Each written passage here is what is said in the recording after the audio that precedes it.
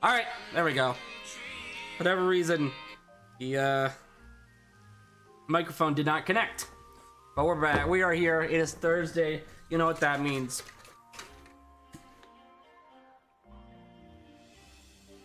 That's good to hear that your great niece is doing better. Ugh. Apologies for those on YouTube who are wondering why I had no sound all of a sudden there. But yeah. Welcome on in. We're doing some shiny hunting today. Got some serious chapped lips right here. Fucking Rockruff. Okay.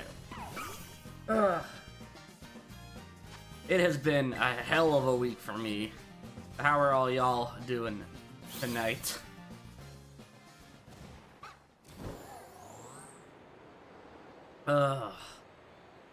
But yeah, thanks for letting me know about the audio flub there, James. Oh man, there's a lot to talk about. It looks like the knock on wood, hopefully the AMPTP SAG-AFTRA strike is finally coming to an end. So that is something to look forward to. I can finally talk about a whole bunch of stuff without having to worry too much. The 60th anniversary specials of Doctor Who are starting up at the end of the month. So that's gonna be fun. It's gonna be great seeing new David Tennant focused episodes. And I'm very interested to see what leads to the regeneration into Ncuti Gatwa's Doctor.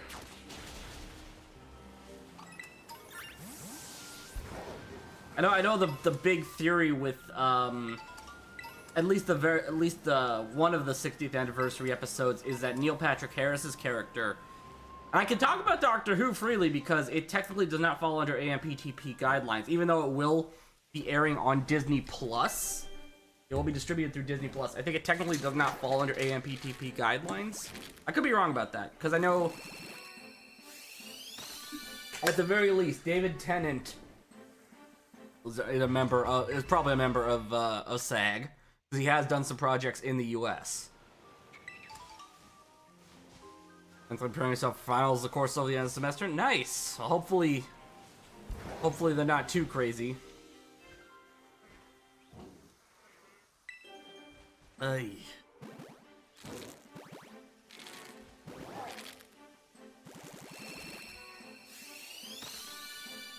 Alright, first up is a Flabebe for today. Also gonna turn the volume down a little there, because I'm gonna be fighting with that if I'm not careful.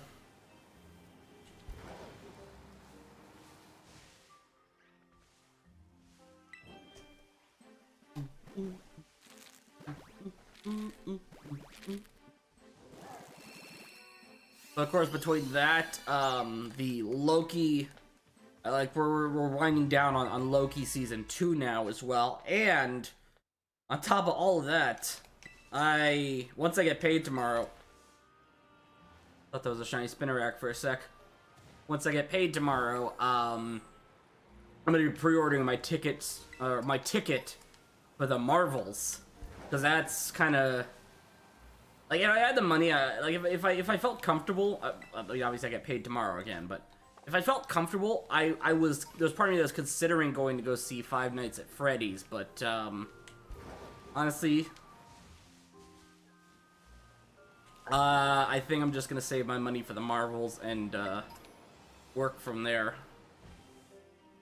Because I've heard some decent things about FNAF, about Five Nights at Freddy's, but at the same time, I also know that it's kind of in a similar position to Harry Potter, in which unfortunately the creator, who would be getting like a lot of the proceeds for that, is kind of a real piece of shit. Well, 3 courses. Easiest is most likely going to be fitness. My mental, my media and society and video production and workshop courses are going to be me taking all of Rocky Balboa and Adonis Creed's opponents at once. Wait, is that including both fights? Oh, sorry, is that including all 3 fights with Apollo? And both fights with Pretty Boy Ricky? With Pretty Ricky Conlon? Oh, wow, this is gonna be almost all Fiona. That is crazy. Oh, wait, no. It wasn't all Fiona, I just wasn't paying attention at all. And a mass outbreak over here, so that's kind of cool. Where's... What the hell is this egg? Because this should have hatched already.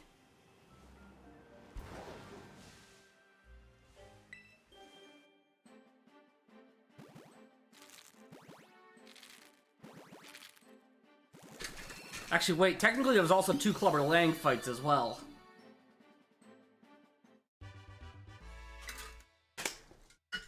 Because Rocky fought Apollo 3 times, Clubber Lang twice, and then Adonis fought Ricky Conlon twice. I haven't seen Creed 3 yet. To be honest, I haven't really seen Creed 2 outside of like some clips on YouTube and stuff. But the clips I've seen of Creed 3 specifically, like whoever Michael B. Jordan got as DOP for that was really something, because like the editing and the direction there is just night and day from what we were seeing with the other Creed movies. I know Ryan Coogler did, I think, Creed's 1 and 2, the director of the first 2 Black Panther movies.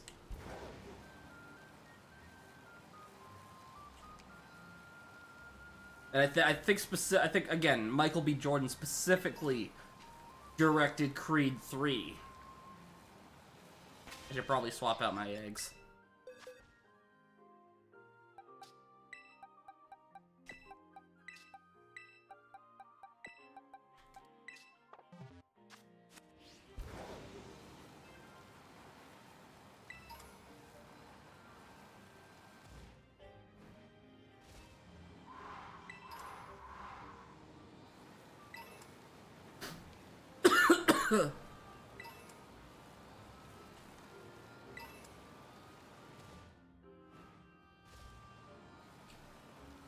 Yeah, but on the other side of things, our furnace went out, so gotta pay to get that fixed.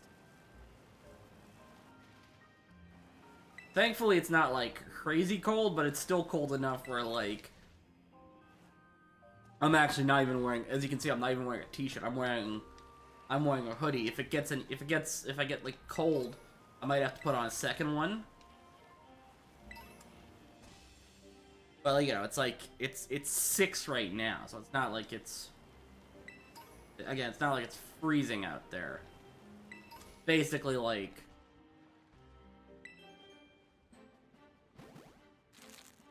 when I say 6, of course, I mean Celsius. Probably be like, I don't know. Okay. Okay. So it was a different director for Creed 2. And then again, like I said, like we said, Michael B. Jordan directed 3.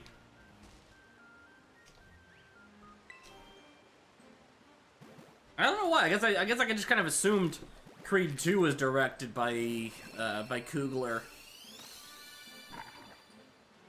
Just because he and Michael B. Jordan had, you know, really good working relationships between both Black Panther movies and everything, and of course the first Creed. Ah, shit.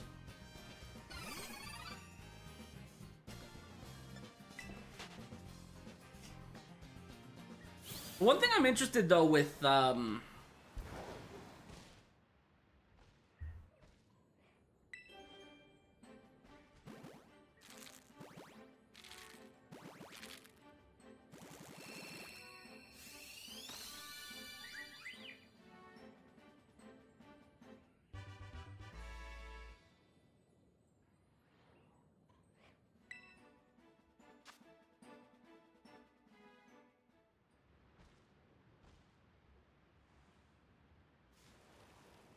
probably up that count before I forget.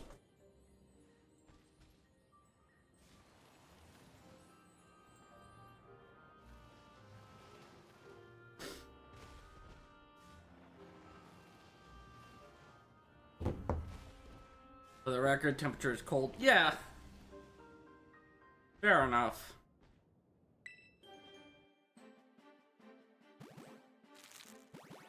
Find a way to change the temperature to Fahrenheit here temporarily. I can see what, Okay, so yeah, it's 38 if we're going by Fahrenheit. If we're going by the incorrect measurements that you Americans use.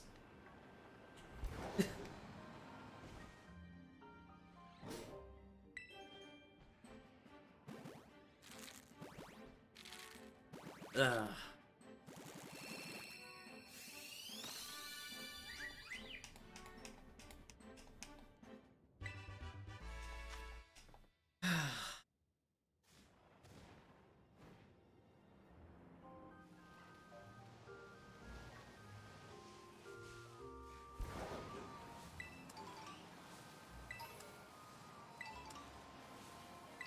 But like, 38 or 6, that's like, that's like, I go out with a hoodie weather. It's not like super cold or anything.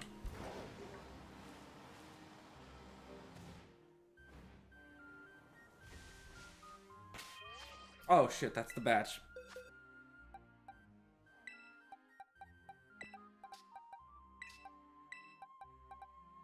But I know there's besides obviously next week with the premiere of the Marvels, which that's a movie I'm definitely looking forward to, just because like I'm not gonna lie, the whole thing stems completely on Iman Vellani as Kamala Khan, because like she's quickly become probably one of my favorite characters in the MCU, like even more so than I won't say even more so, but like up there with Peter Parker and Shang-Chi. Even Wong. Wong is still like hands down probably one of my top 5 favorite characters in the MCU right now. And a lot of that does come down to Benedict Wong himself.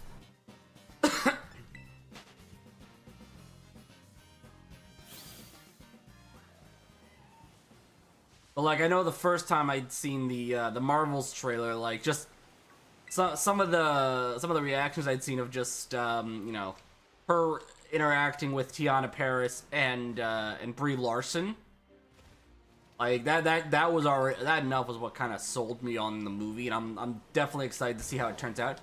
I mean, it can't be worse than Secret Invasion.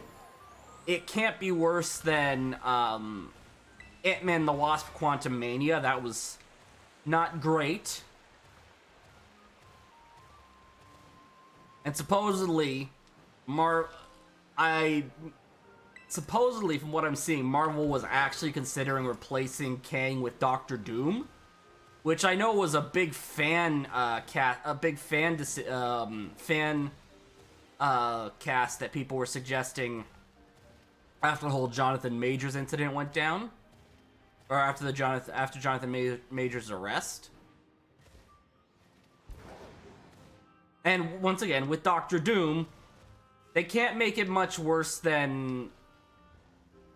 I mean, I guess realistically, Toby Cabell's version of the character from Fantastic Four, from the 2015 Fantastic Four movie. Because, like, I didn't hate Julian... I think Julian McMahon made an okay Doctor Doom by comparison. Like, he was definitely a... I can't even say too much about it, because, like... I haven't seen Fan 4 Stick all the way through, outside of, like, knowing that Homer Simpson was Reed's science teacher, and It's Clobbering Time was the thing Ben Grimm's brother would say before he beat the shit out of him.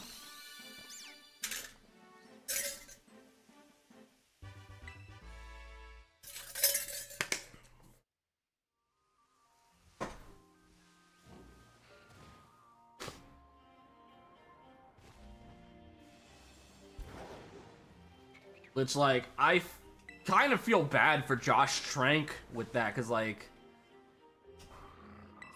I finished my November workload, which I learned how to fry a turkey safely and then cook a stuffed turkey. And for the record, it makes sense to replace Kang with Doctor Doom because he was in the comic book storyline. Yeah. Like, even when they did Secret Wars for the Spider-Man animated series, Doctor Doom was one of the villains that the Beyonder brought in for Spider-Man to fight. Because I think it was most of the Sinister Six and Doctor Doom specifically.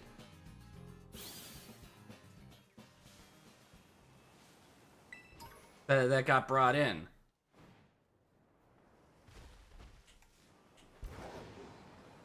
And I only know that because I actually recently rewatched the 90s the 90s Spider-Man series, specifically the Secret Wars episode.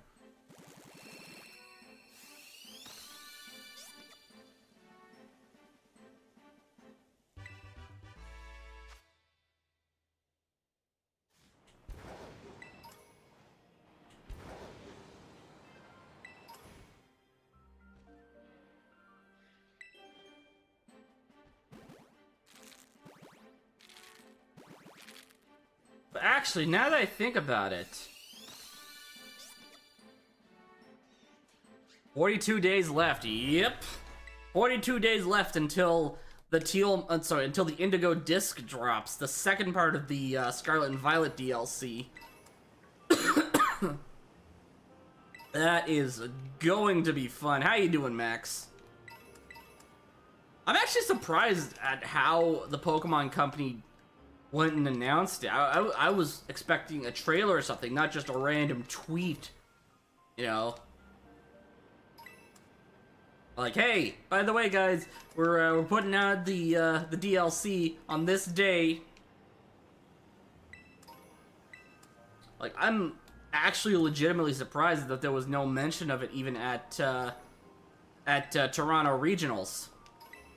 Yeah, I hear ya.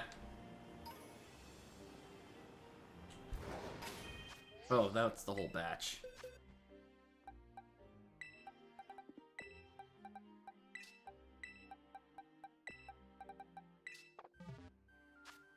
How was Toronto? I went 2-4 before I dropped. I partially had to drop because I had to get a ride in, and my ride wasn't gonna stay past a certain time once we realized that I wasn't making day 2. Because there were gonna be 9 Swiss rounds essentially. Basically 9 rounds where I face off against random people, and I needed to win a minimum of 7 of those 9 matches in order to advance to day 2. Silver lining, only one of my 6 matches. So only one of those 4 losses I had was me getting swept. So I can say with some certainty that at least you know, I had a strong team going in, a strong, very adaptable team.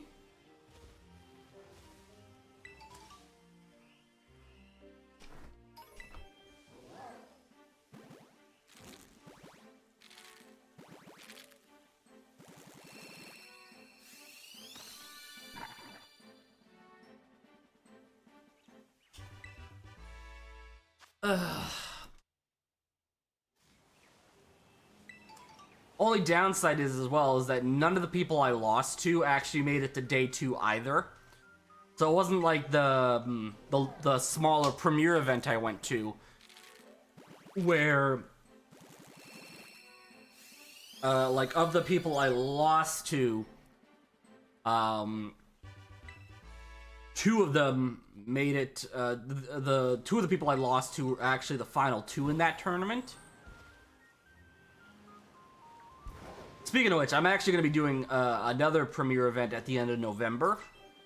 I haven't paid for my entry. I haven't paid my entry fee for it yet, but I'm definitely doing that one. There's one mid-December that I want to do as well for sure. There's also like a mid-season event, but unfortunately I'm working that day, and I don't really have any.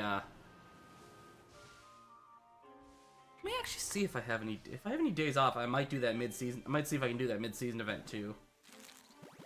I'll have to see on that.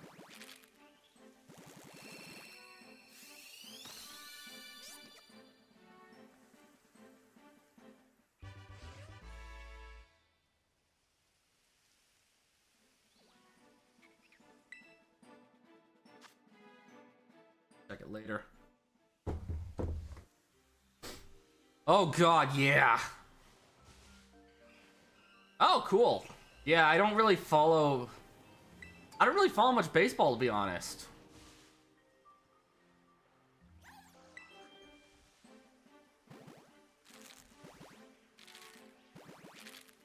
But I mean, good for them, I guess. I don't know if that's a first for them or whatever, like.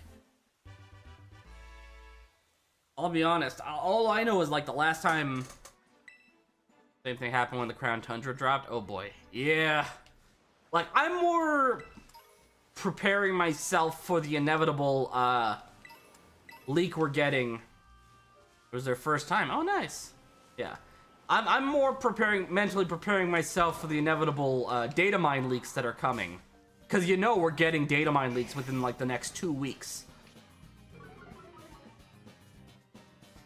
If the leaks for the teal mask were any indication, we're getting data mine leaks within the next 2 weeks. Yeah.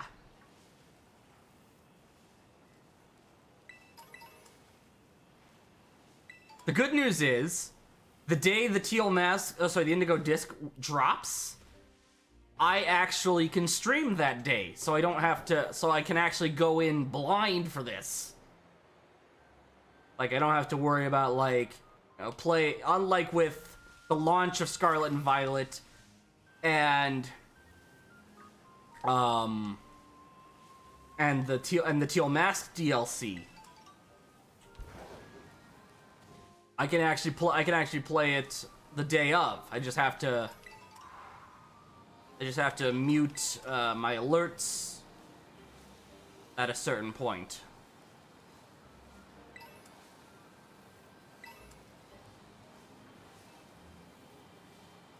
Yeah, it's so weird. Like, usually... Like, I know the tournaments usually start on a Thursday. Like, technically, it drops on a Thursday in Japan. It drops on Wednesday here.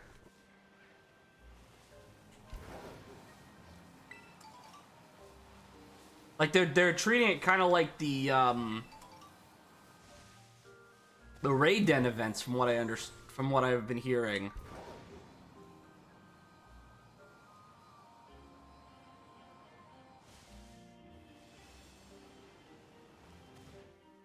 But, like, either way, I'm basically playing it on launch day.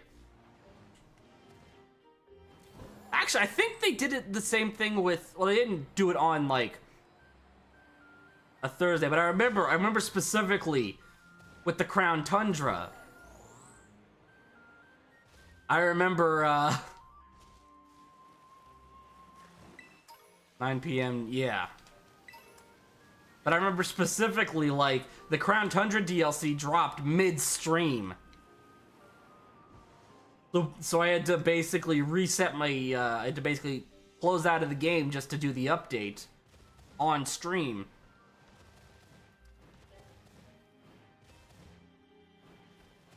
I think I was actually shiny hunting more Peko at that point.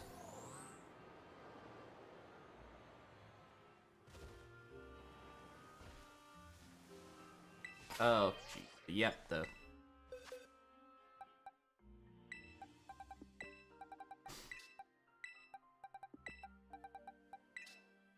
Huh. I've only hatched 2 Fione all night so far. I've only hatched 2 Fione so far.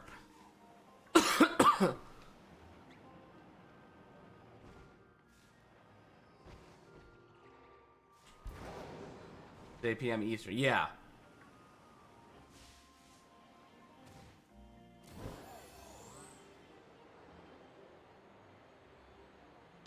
Like, depending how I feel that day, I might be watching AEW Dynamite when that happens, but yeah.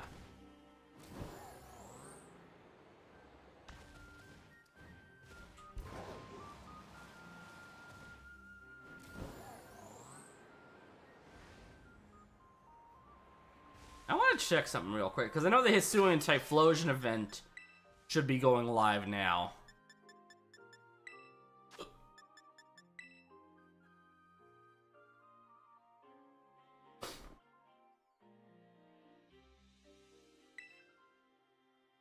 Which means, I think between now and when the Teal Mask, oh, sorry, when the Indigo Disc drops, I think we've got, enough time to do a Hisuian Samurott event as well. Like, if they're going through with the Hisuian starters, I can't imagine we're not going to get, a Samurott event going on.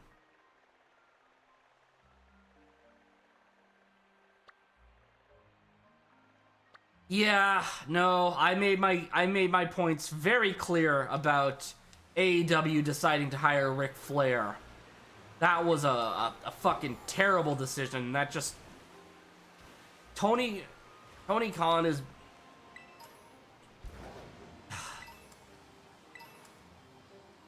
Tony Khan's not thinking like a promoter, he's thinking like a fucking mark with that, and I hate it.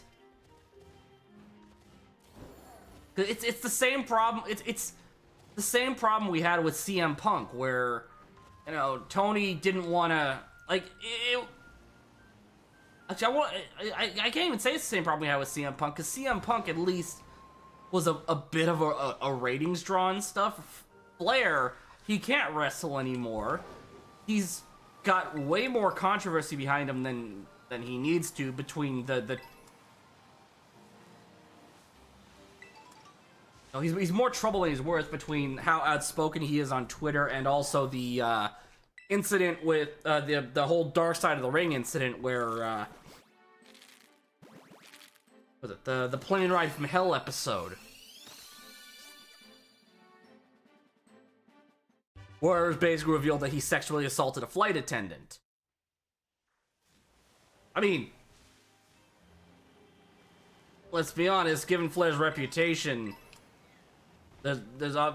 I'm not surprised, but his reaction to it, when he posts with the social media posts, he almost went full Marty Jannetty with that. You never go full Marty Jannetty. Clarification.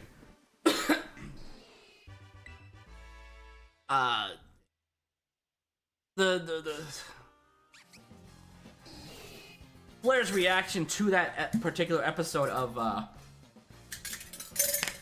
Dark Side of the Ring was basically to attack the character of the flight attendant, essentially. And then and basically throw insults and stuff.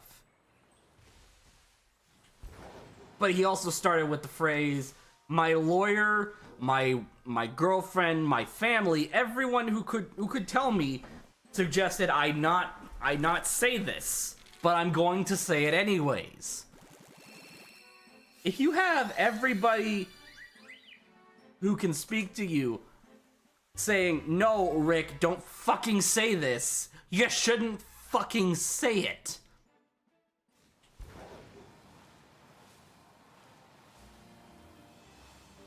Like,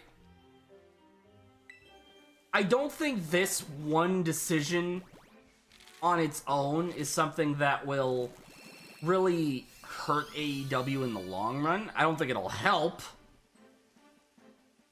But couple this with a lot of the other stupid decisions, like Tony Khan promoting this big major announcement just turned out to be, hey, so we're starting the pre-sale for All In. Yeah, that's about what I was thinking for Typhlosion, for the Hisuian starter raids. But yeah, Tony Khan, one of the big selling points for last night's episode of Dynamite was Tony Khan has a major announcement for AEW, and that major announcement was tickets for All In 2024 go on sale, or sorry, the pre-sale for All In 2024 starts next month. That was the big major announcement that Tony Khan promoted for Dynamite last night. A show that I, honest to God, really couldn't finish. Like, I think I went to bed, like, right as Jericho and Omega versus 2.0 started.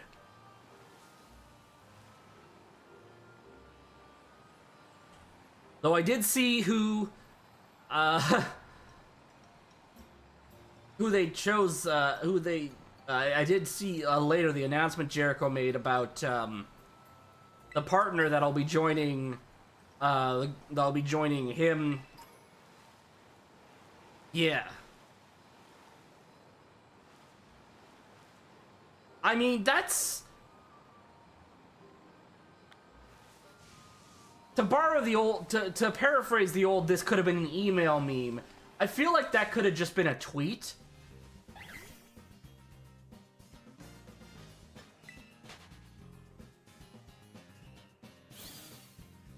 And especially with these stories that, like, people, that the talent in AEW aren't finding out what's happening on the show till the day they get there, as a way to try to prevent leaks from happening. Something like that, not exactly the best way to draw ratings in. That seems like a way you're gonna kind of start, it's gonna kind of start turning into like a Boy Who Cried Wolf scenario almost. At least that's what it feels like to me. Where, like, eventually you're gonna tease a major announcement and people are gonna be like, oh, okay, well, I'll just wait to find out what Twitter has to say about it.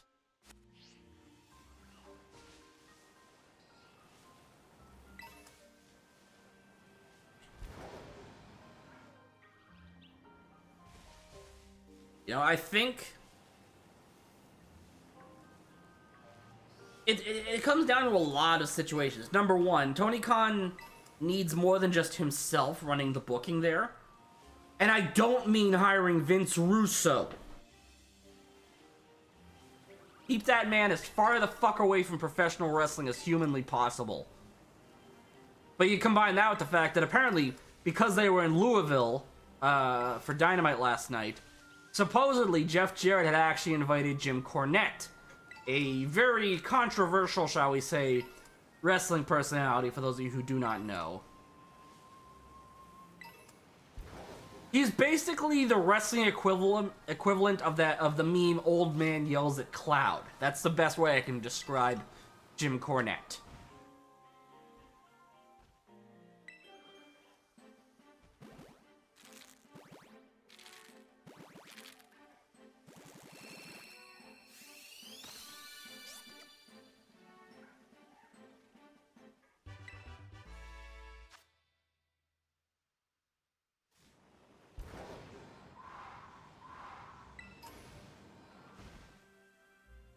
Alright.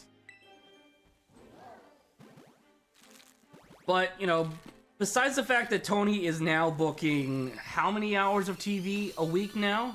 He books 2 hours of Dynamite, 1 hour of Rampage, occasionally, 2 hours of Collision. What is it, like 3 hours of Ring of Honor? How fucking long is Ring of Honor television? Like 3 hours of Ring of Honor?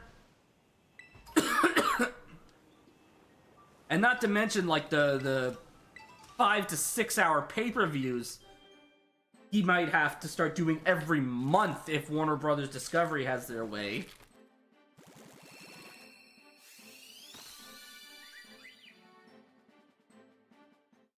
Here's the thing about Russo, though. Like, he claims to hate professional wrestling, But he's always constantly fantasy booking shit. He's constantly talking about wrestling on his stupid ass podcast. What else is there? When Impact announced at their last pay-per-view that they're gonna be rebranding to TNA, back to TNA in January, Russo put out a tweet saying, "Bro, you gotta put me back on that creative team, bro. TNA is my baby, bro."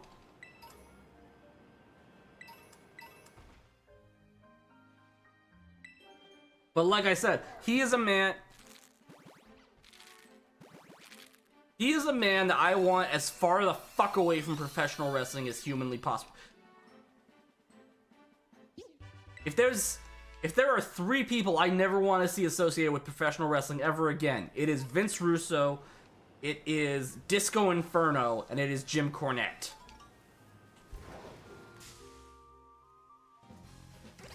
There are other people too, of course. Bubba Ray Dudley, I do not want that man anywhere near a wrestling ring ever again. Or a wrestling writer's room, for that matter. That man is a dumb fucking fuck. And I will not be taking any more questions on that matter.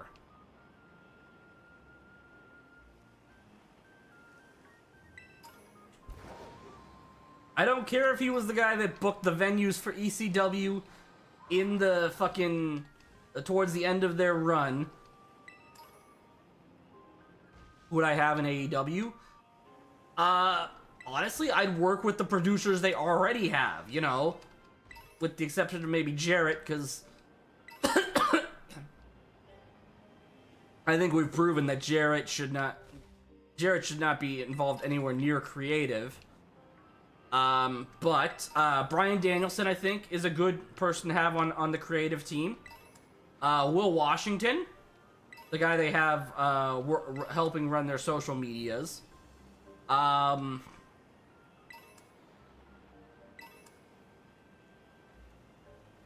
trying to think off the top of my head as well. Who else? Dean Malenko. They've got him there. He was a producer for years. Dustin Rhodes, I think, would be great on the creative team.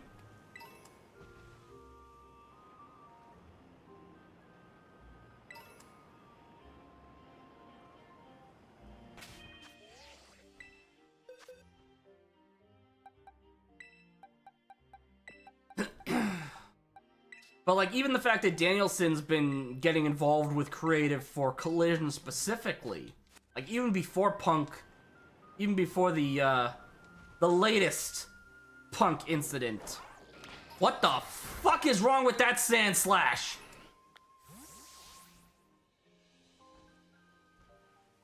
You guys are seeing that, right? You guys are seeing that sand slash back there? Right, way there in the back. That one right there. Look at it. What the hell is wrong with that sand slash?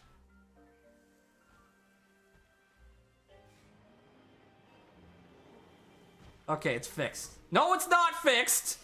Now it's fixed. What the fuck was that?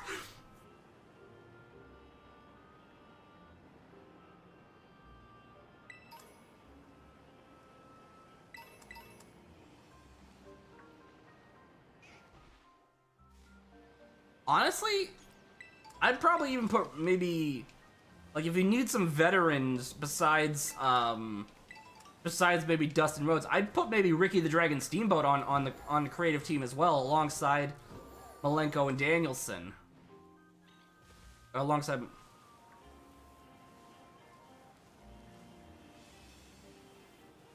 the hell is? Oh, is that like a B movie, like the kind of public domain stuff that MST3K cover? Oh no, that is an invisible wall.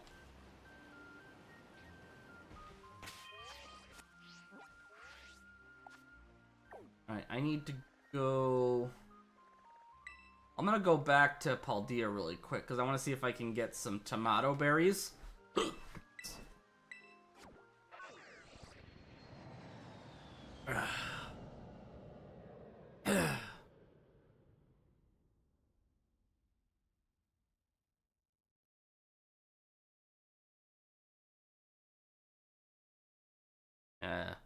No way, Jonah. So it was your standard MST3K episode then.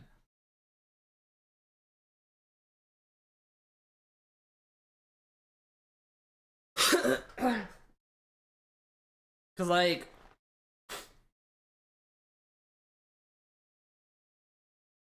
when I think of Mystery Science Theater 3000, my immediate reaction I go to is like the and clip I always use on Twitter when I'm watching like a really bad wrestling segment.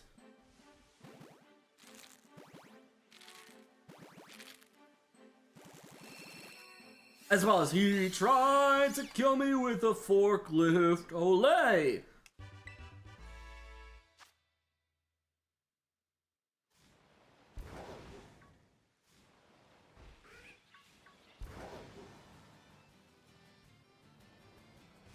Alright, let's see if we can find some... Although I just realized this is a bad place to be doing,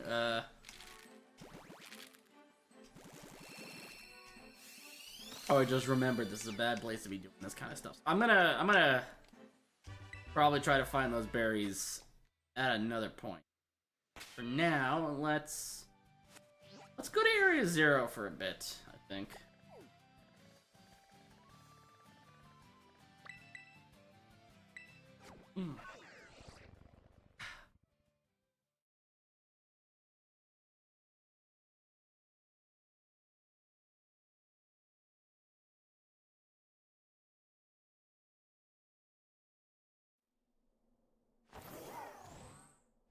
And also, considering if I remember correctly, going back to what James was saying earlier, considering Image Comics was the, if I remember correctly, they were the company that produced the Ultimate Warriors comic series. I think having Russo write Image Comics is a bad idea.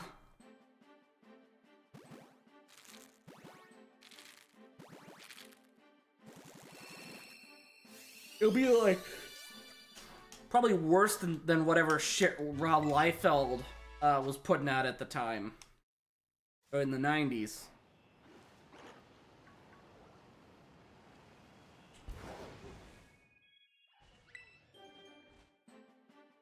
I'm just gonna call that 5.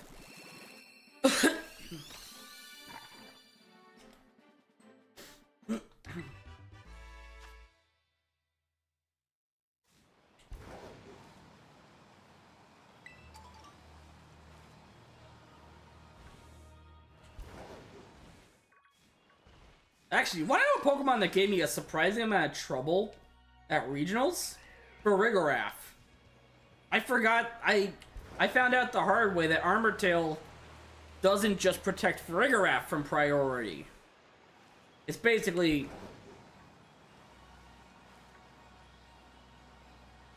Like, I managed to get through it kind of fine afterwards, but...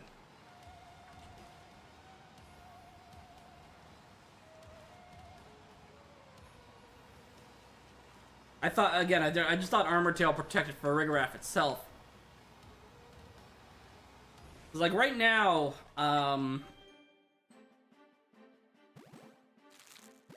the team I'm considering for the next tournament I want to enter is, a slight modification on the team I brought to regionals. Which, instead of Indeedee Armor Rouge, in the last 2 slots, I'd be bringing in Sinistra and Blood Moon or Saluna, and I swap out.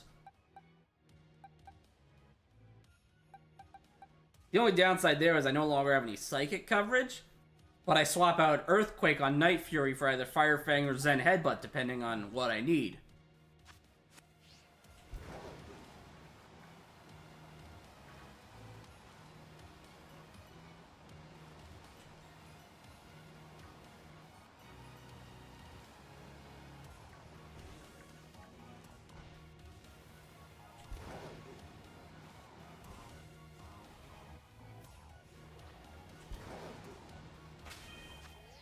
Oh, should probably. You can stream on Tubi. You can see Munchie and the MST3K treatments for. Oh, okay. I mean, considering Image was basically an independent company for anyone who couldn't get published by Marvel or DC at the time, that's why I assumed they were the company behind. They were the company that you know gave the Warrior comics a platform.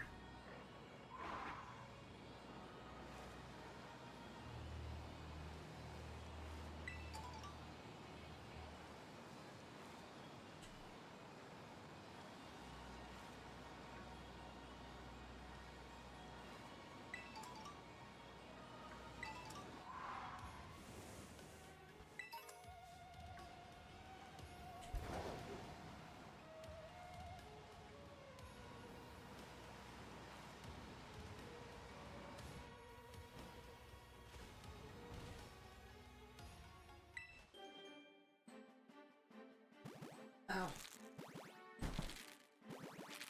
Ah.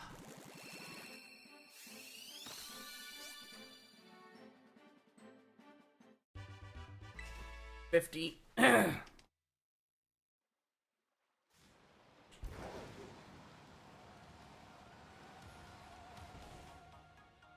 ready to go.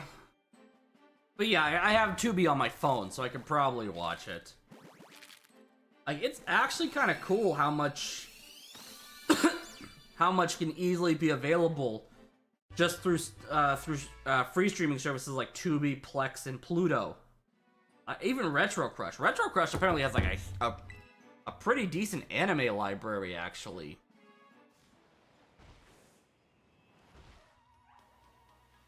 There's an Iron Hand stuck in the wall.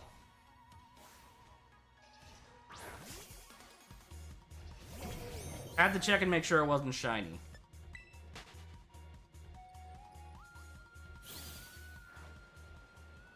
But yeah, hopefully like the month that they well,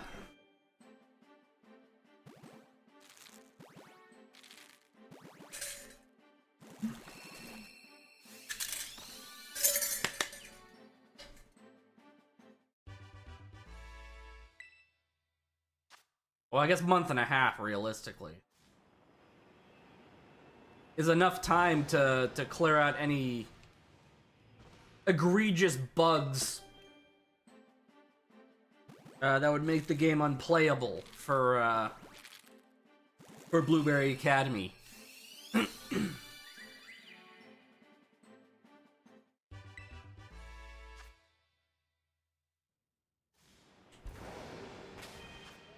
One more egg.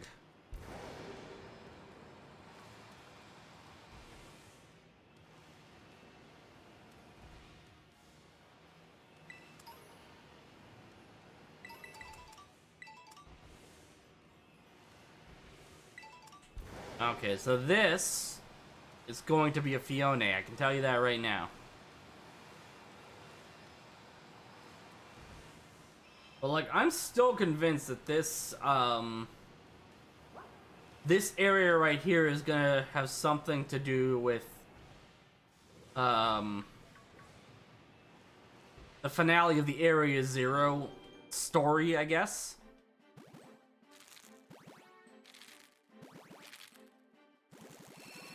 Or even potentially whatever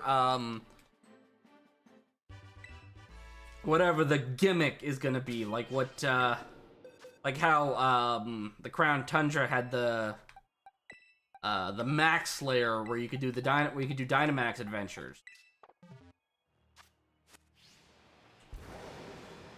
Ah shit. Who put that pupper there?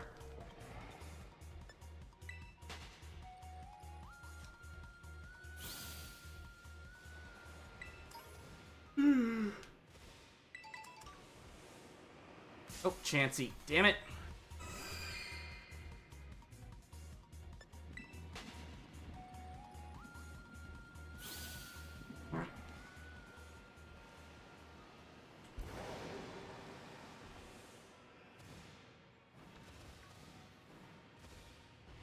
Hello, Iron Valiant.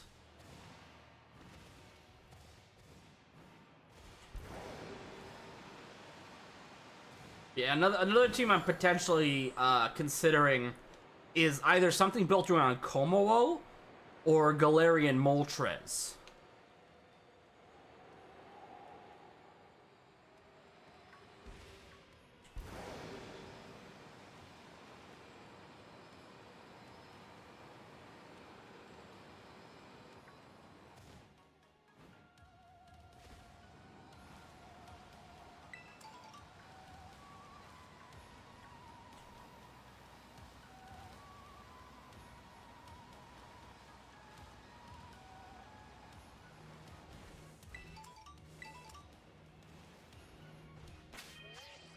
Yeah, it's a fresh batch of eggs.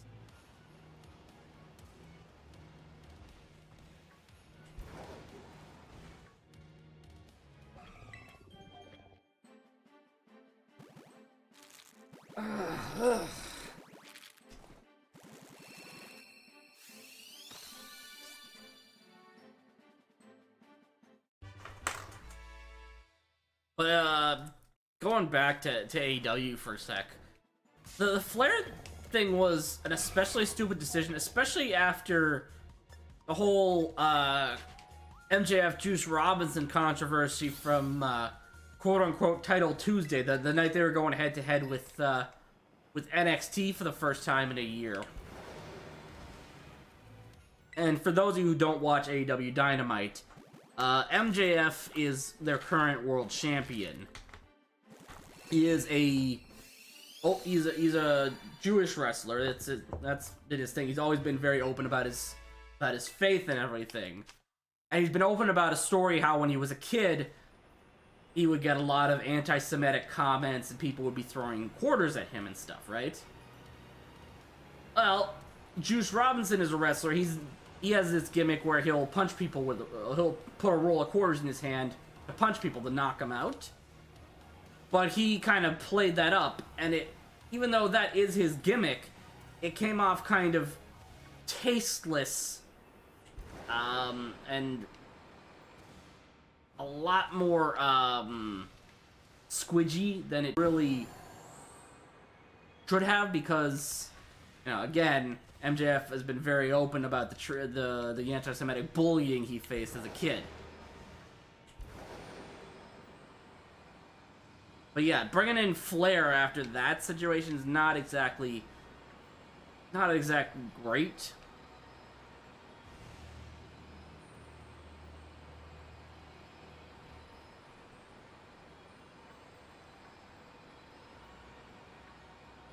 Like, I would have only brought Ric Flair in for, like, the one appearance after Sting, maybe two appearances? Like, after Sting announced his retirement, have Tony Khan bring Flair in as a present, and then have Flair appear at Sting's final match at Revolution next year. Have him in Sting's corner or something. The problem is, Flair also, like, in addition to just not knowing when to shut the fuck up, he also has a problem of, like, it's a problem a lot of wrestlers have, to be honest, but this is a man who got to go out on his own terms multiple times, but he still keeps saying, no, I want to have one more match. He's like Terry Funk, but worse. And Terry Funk is a wrestler who, it became a run, up until he passed away this past year, it became a running joke, essentially, that, like, Terry Funk has retired more times than people can count. He retires, like, every 5 years, whether he needs to or not.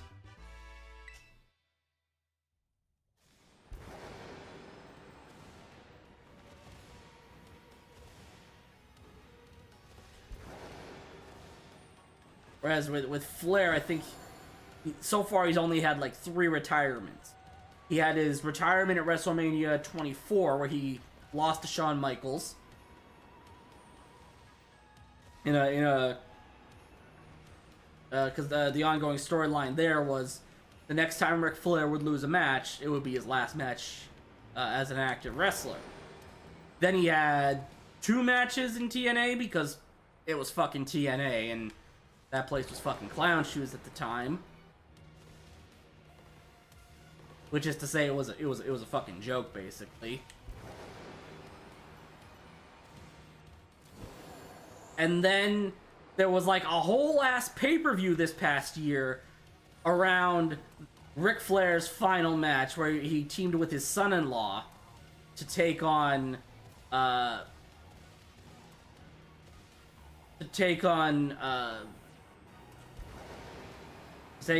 men in a tag team match, essentially. And apparently, like, Flair could barely get through his portions of that match. And this is a man who also should not be wrestling anymore because he has a heart condition.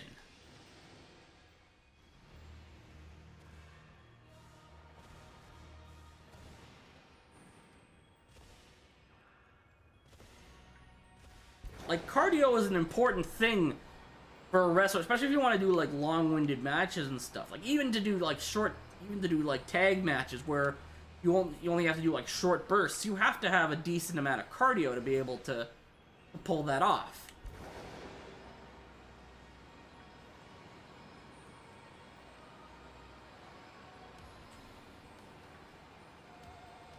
So, you know, putting damn near 80-year-old man in the ring again like that with a heart condition who almost died 5 years ago. Like like he was not cleared to wrestle for a long time, but he like most really old school, like this is a man who has had so many divorces. He's actually had to pawn off his championship belts multiple times to help cover the alimony. That's how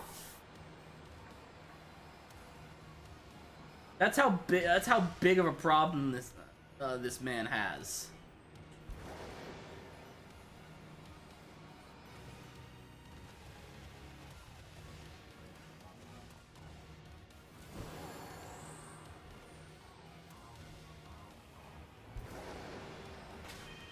Probably swap my eggs.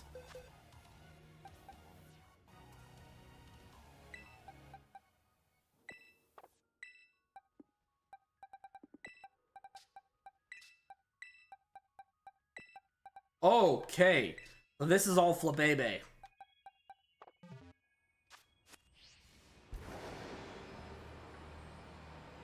So if there's any time to get a shiny Flabebe, it's gonna be in this batch right here. I'm calling it now.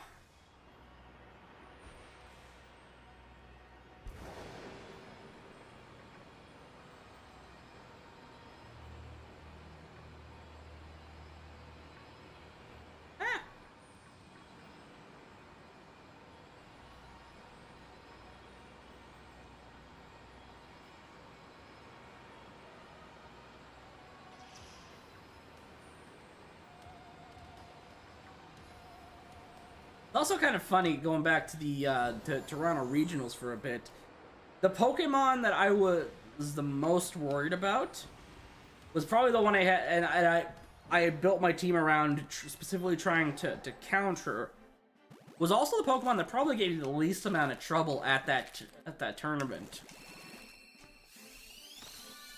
The only downside is I kept forgetting to, because the Pokemon in question was Wellspring Ogerpon, but the only downside is I kept forgetting to factor in Spiky Shield. So anytime I would try to immediately take the thing out, my opponent would set up a Spiky Shield, because I'd try to go for an Acrobatics with my Roaring Moon.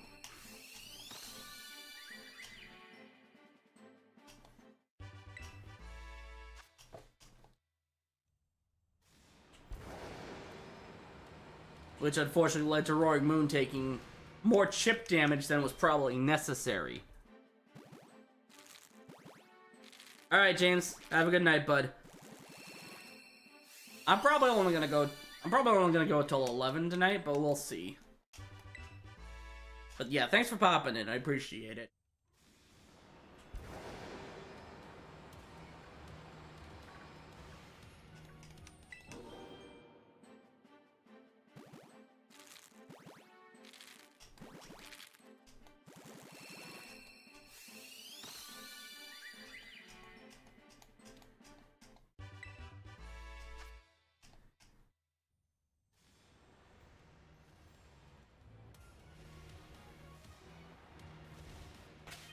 That was 4, so I only need 1 more.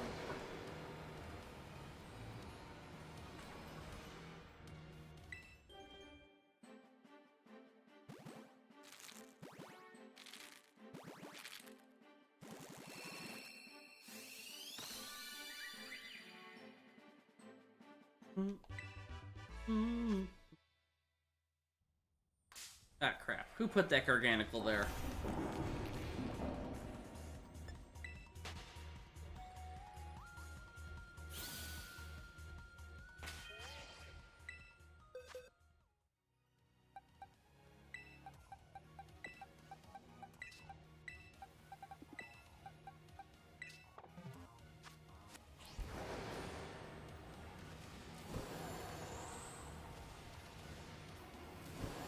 Alright. Head back up and try to get out of here.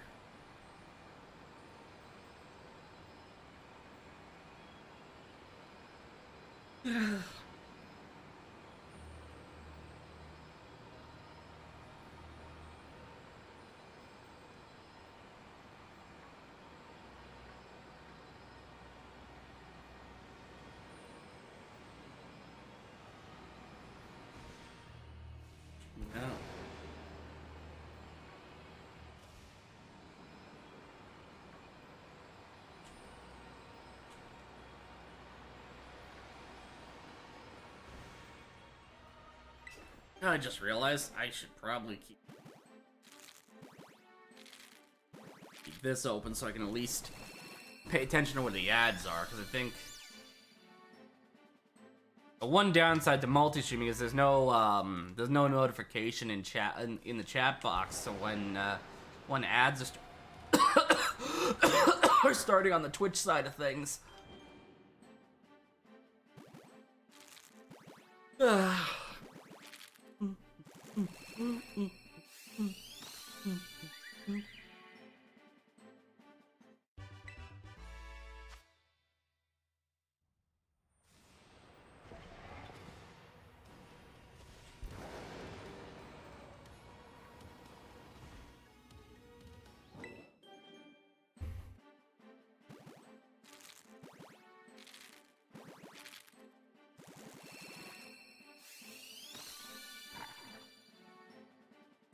Rosen gave me a shout out. Always appreciated, bud.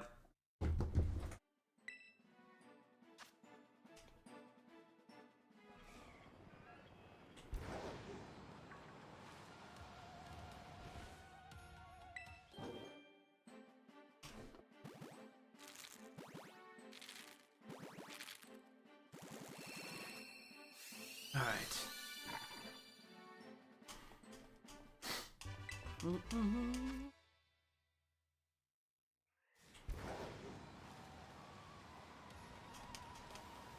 Alright, let's just head out of Area 0 and kind of work from there.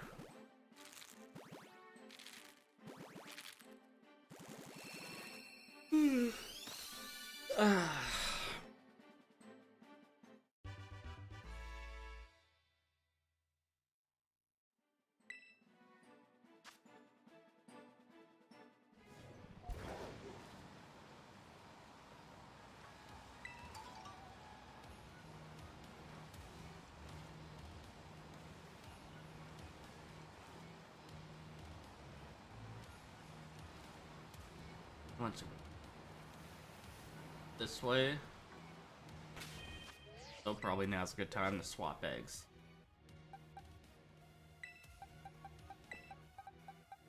That should be 360. 3065.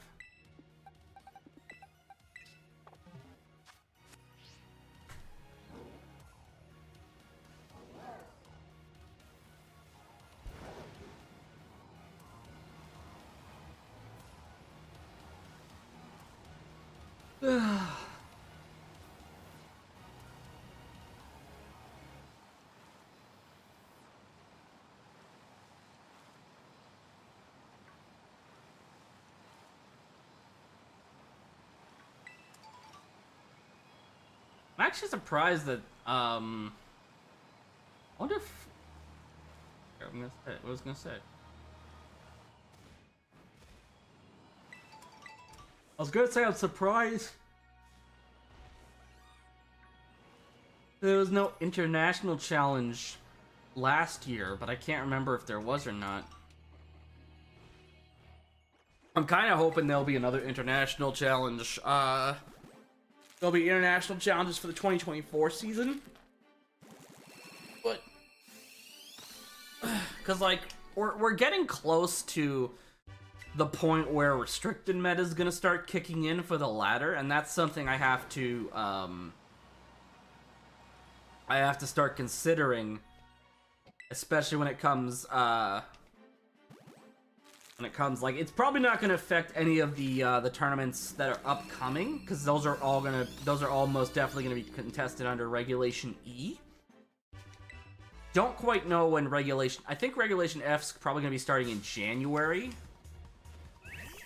Now, to factor in the, a couple of weeks of people adjusting to the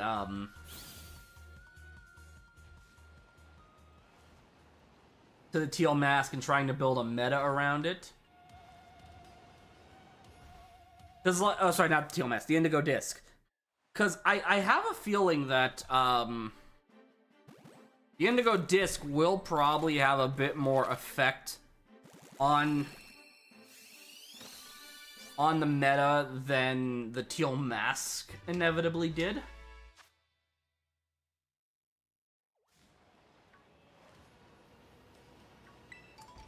But it also heavily depends on like what Pokemon are being brought back.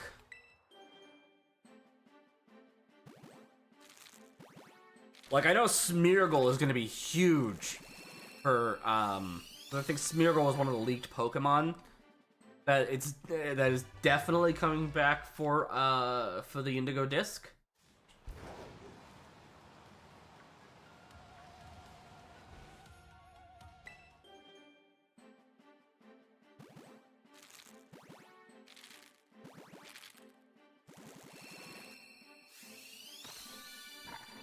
But I also can't imagine we're gonna have like an insanely large Pokedex to work with for the teal mask specifically. Like, I know, oh, sorry, the Indigo Disc, I should say. I know, I think the Crown Tundra had a slightly larger Pokedex than the Isle of Armor had, but at least I think it did. I can't remember for certain, though.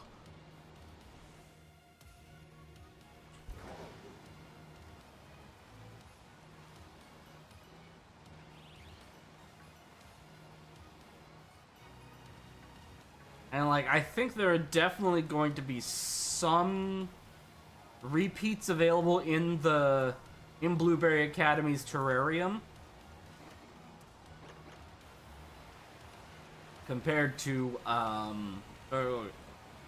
what Pokemon were available in Kitakami, where I'm pretty sure like half of the Kitakami dex was already available in Paldea at some point.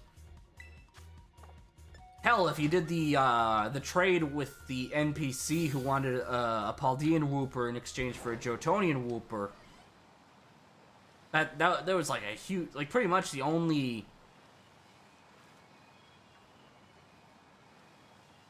Like, pretty much, like, again, a huge chunk of the Kitakami decks could be found on mainland in Paldea.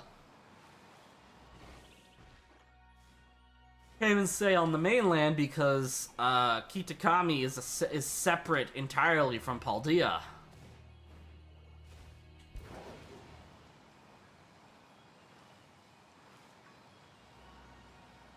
You know, and we know for a fact that Blueberry Academy is located in the Unova region, most likely south of Castelia Town or Castelia City. Since Castelia City is pretty much confirmed to be a port town.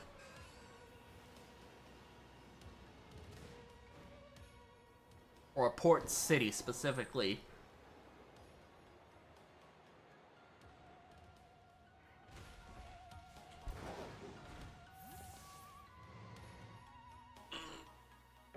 Okay, so that's it for this.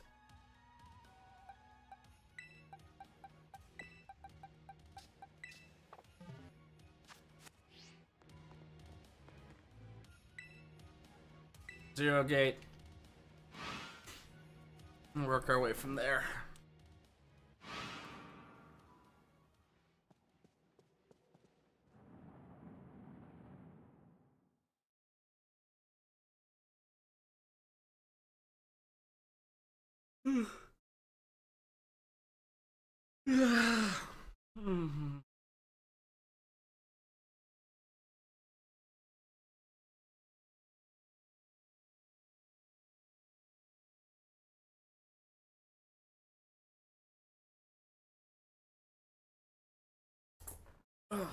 Touch my legs as well. I'm gonna do that real quick. Up we go. Oh, it's better. Much better. Actually, I wonder if I can climb the wall in here. Nope. Oh, I can. Haha. Which I guess makes sense, because, you know, the whole mountainous area surrounding the crater is climbable in general. Can I jump on top of this building here? The zero gate. Can't climb that. But I can land up here.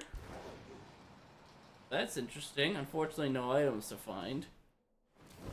Also... Oh, okay. I was wondering what those ropes were connected to. It's just holding the, D20 in place. I don't know what that is specific. I'm assuming it's some kind of satellite. But, it looks like a giant D20 to me.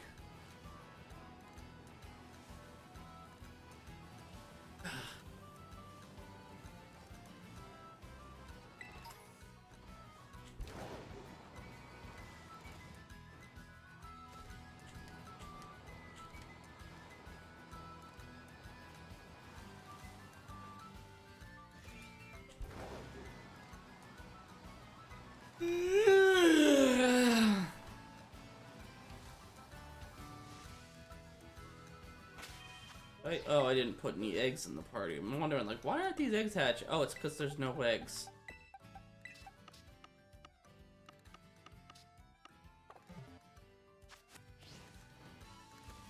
Alright, so honestly, I think I'm gonna finish this box and I'm gonna call it a night. Because I'm just like I said, I'm kind of really burnt out here.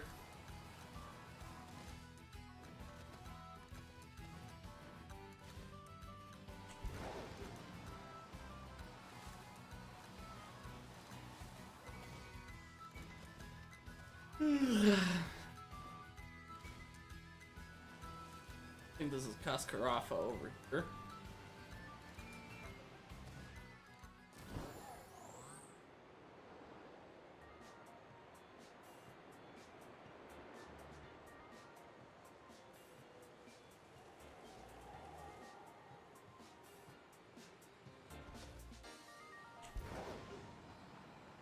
Out of here.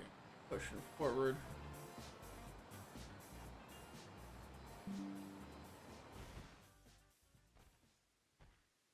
The hell was that?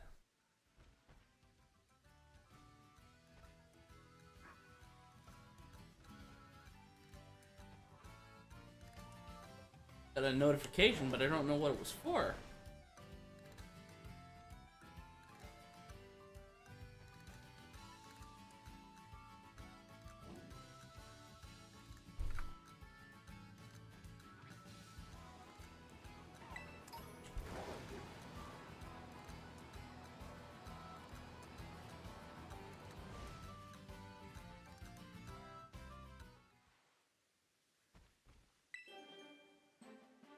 Alright.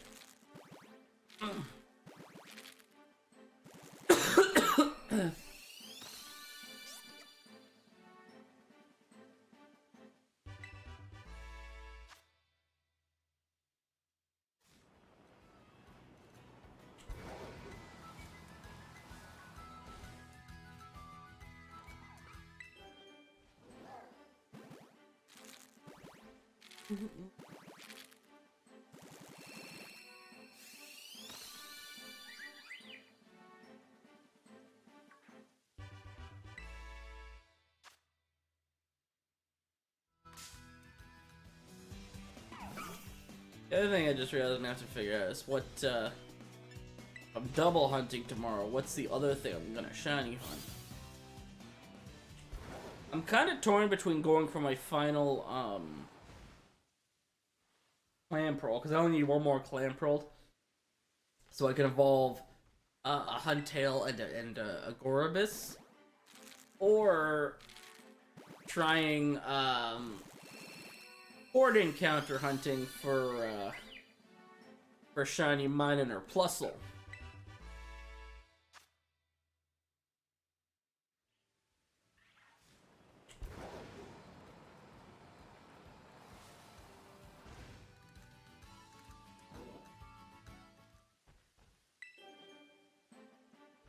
I need to double check.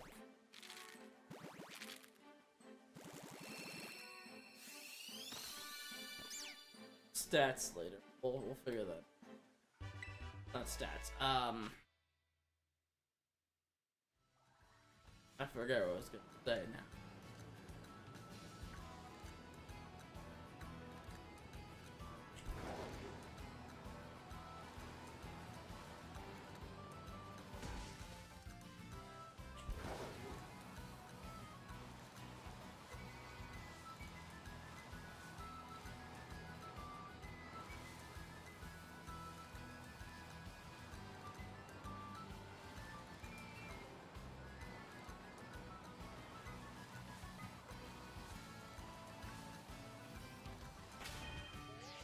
Yeah, okay. One more egg. This will be a Fiona, I can tell you right now.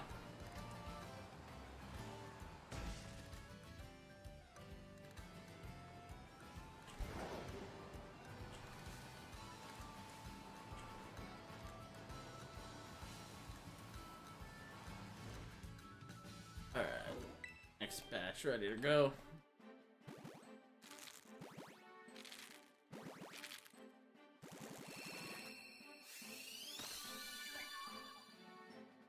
Alright, first Fiona of this batch.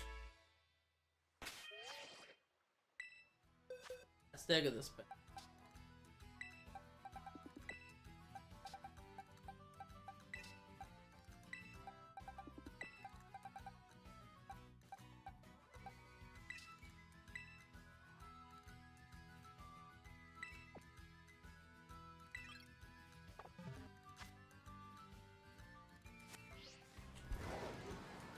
Alright, go.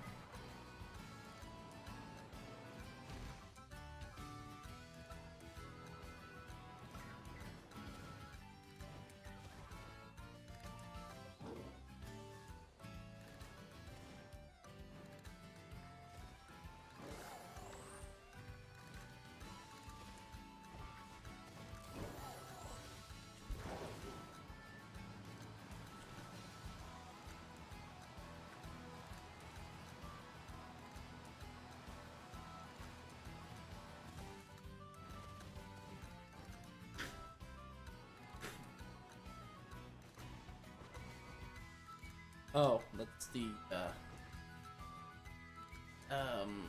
where the Titan Bombardier, got its herba from, I guess.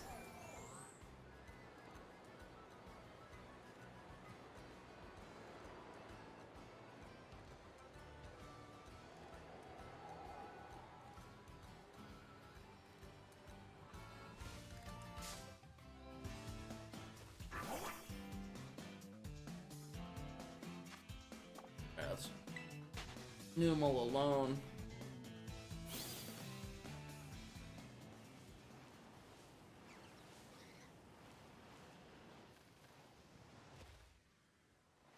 essentially, I know. Shit. Okay. Oh, I don't have any more eggs. Okay, I know I said I was gonna finish this box, but, I'm legit dozing off now. I think I need to call it a little early tonight. Again, I think it's pretty much all but said I was gonna call it early tonight anyways, but, yeah. Between the lack of sleep I've had kind of all week and then just, like, being really tired from work today, I said today was, I was kind of coming in expecting today to be a short stream anyways, but yeah, I just, I think I need to head off to bed too. So let's, for the people watching on Twitch, let's go find someone to send the love over to, but for everyone else, thank you all so much for joining in. If you would like to follow on social media or join our awesome Discord community, the links, as always, are... Oops.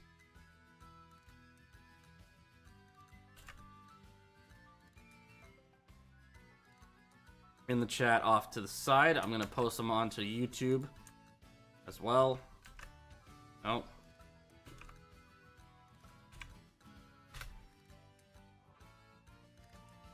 I'm going to post them over onto the YouTube side of things as well, because I don't know if my... Yeah. Chat commands still aren't working. So, until next time, I'm Kira Kennedy. Thank you all so much for joining in. For those of you on Twitch, stick around. We're gonna find someone to send the love over to.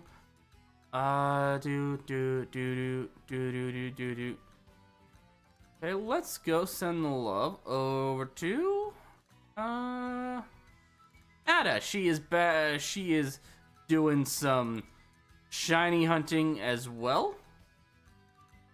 Let's go send the love over her way. And until next time, I am Kira Kennedy. Thank you all so much for joining in, and I will see you tomorrow.